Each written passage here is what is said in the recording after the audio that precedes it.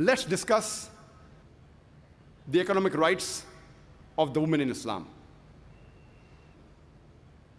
Islam gave women the economic rights 1400 years ago, 1300 years before the Western world.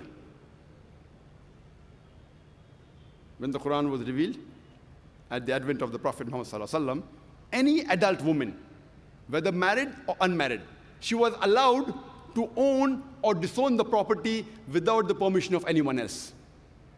If we read history, the first time the Westerners gave right for a married woman to own or disown the property without the permission of the husband was in 1870s, under the Special Married Women Property Act. And this Special Women's Marriage Property Act was further revised in 1882 and 1897.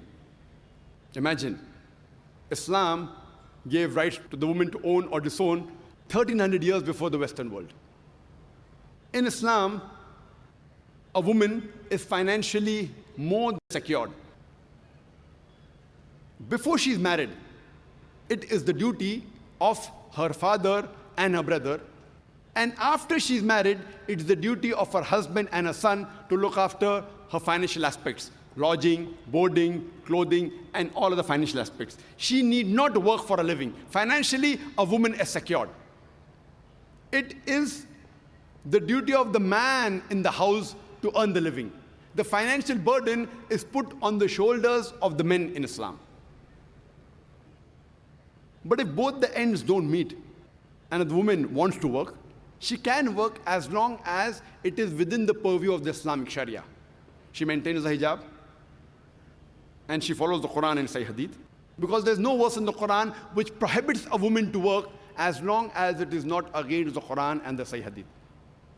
There are many professions which are prohibited for the woman. Those professions which exhibit the body, for example, modeling, acting, dancing, all these professions, they are haram for the woman. It's prohibited. Furthermore, there are many professions which are prohibited for the women as well as the men. For example, working in alcoholic bars, working in gambling den, doing dishonest business, cheating, bribing, all these are prohibited for both men and women. There are many professions which are noble, and we want the woman to do. There are some professions which, if the women want both the ends to meet, they can do. For example, they can do cooking at home, pottery, weaving, knitting. They can work in places which have got segregation of sexes, where the modesty is protected, where the hijab is maintained. They can take up noble professions such as teaching. They can become nurses and doctors. If I want my wife, my mother, my daughter to maintain a hijab but natural, we should make our women folk, some of them, as doctors. But if we analyze in Islam, the woman is financially secured. She need not work for a living. It's the duty of the man to look after the financial burden. Before she is married, as I mentioned, it's the duty of the father and the brother. And after she's married, it's the duty of the husband and the son to look after her lodging, boarding, clothing, and all financial aspects. She need not work. But if she works, and if that work is within the purview of the Islamic Sharia, then whatever she earns, she need not spend on the family. She can keep it for herself. That's her right. But if she wants to take part and help in the financial aspects, she can. But no one can force her. In Islam, during marriage, the woman is on the receiving end.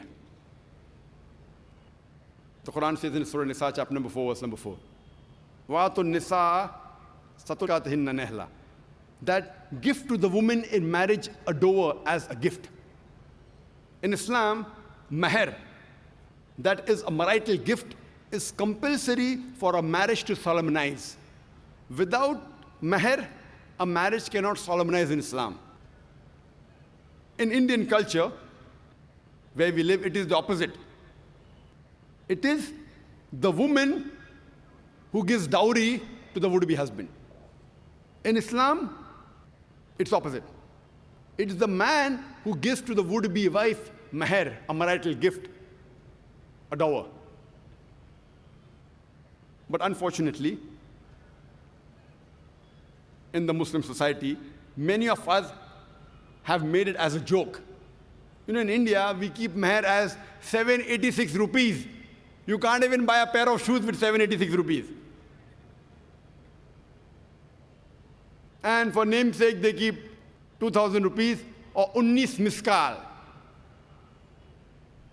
You know, saying that the Prophet kept 19 miskal as mahr. If you have the same wealth as the Prophet and Hazrat Ali, may Allah be pleased with him, and if you give 19 miskal, 19 miskal good, you may be having 10 times, 100 times more wealth than what the Prophet had, and Hazrat Ali, may Allah be pleased with him. And you want to give 19, you have to give 190, 1900 miskal if you want to follow the Prophet. They spend on the weddings lavishly. They may keep the nikah in the mosque for namesake, but a walima on a big ground, spending lakhs of rupees, millions of rupees, and they want to keep a mahr as 786. They want to make a mockery of Islam. The Indian culture, unfortunately, some of the Muslims, they are being influenced by the Indian culture. You know, in Indian culture, it is the woman that gives the dowry to the would-be husband. And you know, depending upon the market, if you want to marry a graduate, you may have to give 5 lakh rupees, 500,000 rupees. If you want to marry an engineer, you have to give 10 lakh rupees, 1 million rupees. If you have to marry a doctor, you may have to give 50 lakh rupees, 5 million rupees, as though herds and cattle are being sold in the marketplaces. In Islam, to demand dowry from the would-be wife is haram. It is prohibited. Demanding directly or indirectly, both prohibited. You can't tell the parents of the would-be bride that my son, he likes to travel in a Mercedes car. Giving an indication, I want a Mercedes car for dowry. You know, my son, he likes to live in a 3-bedroom apartment. Giving an indication that you want a 3-bedroom apartment for dowry. Demanding dowry directly or indirectly is prohibited in Islam.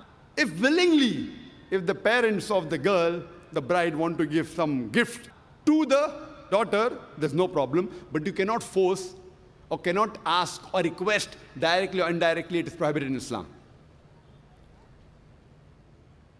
So if you analyze in Islam, the women, they're on the receiving end during marriage. And furthermore, irrespective, the woman may be very rich. The wife may be very rich or she may be poor. Irrespective whether the husband is rich or poor, it is yet the duty of the husband to look after the food, clothing, lodging, and on financial aspects of the wife. He cannot say, okay, my wife is rich, I'm poor, yet it is his duty. Furthermore, just in case, if divorce takes place, or if a woman gets widowed, she gets maintenance for the idda period, for the waiting period. And if she's pregnant, it extends till she gives delivery of the child, till she gives birth of the child. And if the child is born, she even gets financial support till the child grows up.